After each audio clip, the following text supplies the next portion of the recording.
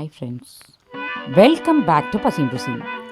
இன்றைக்கி பசியும் ருசியும்ல தேன்குழல் முறுக்கு செய்யும் பொழுது வேவாரி அப்படின்ற ஒரு ரெசிபி செய்வோம். அந்த ரெசிபி எப்படி செய்கிறது அப்படின்னு தான் இன்றைக்கி பார்க்க போகிறோம். நிறைய பேர் என்ன சேர்ந்துட்டுருக்கு அப்படின்றதுனால இதை சாப்பிட மாட்டாங்க. பட் இன்றைக்கி என்ன சேராமல் எப்படி நம்ம செய்கிறது அப்படின்னு தான் இந்த வீடியோவில் சொல்லியிருக்கேன். ஸோ இந்த வீடியோ ஸ்கிப் பண்ணாமல் லாஸ்ட் வரைக்கும் பார்த்து கண்டிப்பாக நீங்களும் ட்ரை பண்ணி பாருங்கள். வாங்க ரெசிபிக்குள்ளே போகலாம். ஆயில் ஹீட் ஆன பிறகு நம்ம புழிஞ்சு வச்சுருக்க முறுக்கை இதில் சேர்த்துக்கலாம்.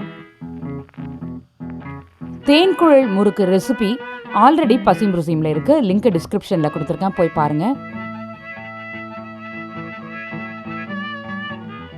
ஆக்சுவலி வேவாரி அப்படின்றது தேன்குழல் முறுக்கோட ப்ரீ ஸ்டேஜ்.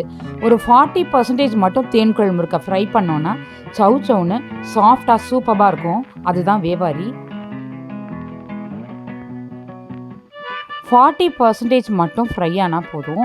இந்த 40%க்கு முன்னாடி எடுத்துட்டாலும் ஆயில் கொத்துட்ருக்கோம்.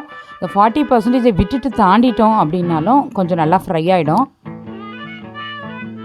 40% அப்படின்னு எக்ஸாக்டாக எப்படி தெரிஞ்சுக்கிறது அப்படின்னா, எண்ணெயில் முறுக்கு சேர்த்த உடனே நிறைய பபுள்ஸ் வரும். அதுக்கப்புறம் கொஞ்சமாக பபுள்ஸ் குறைய ஆரம்பிக்கும். அந்த டைமில் எடுத்துடணும். ரெடி ஆகிட்டு எடுத்துடலாம்.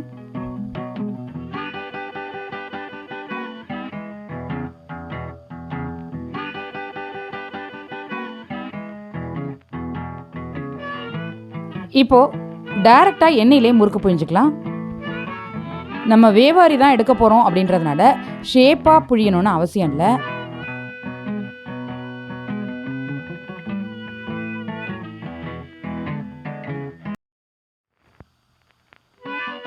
நீங்களும் தேன்குழல் முறுக்கு செய்யும் பொழுது கண்டிப்பாக இந்த ரெசிபியை ட்ரை பண்ணி சாப்பிடுங்க, சூப்பராக இருக்கும்.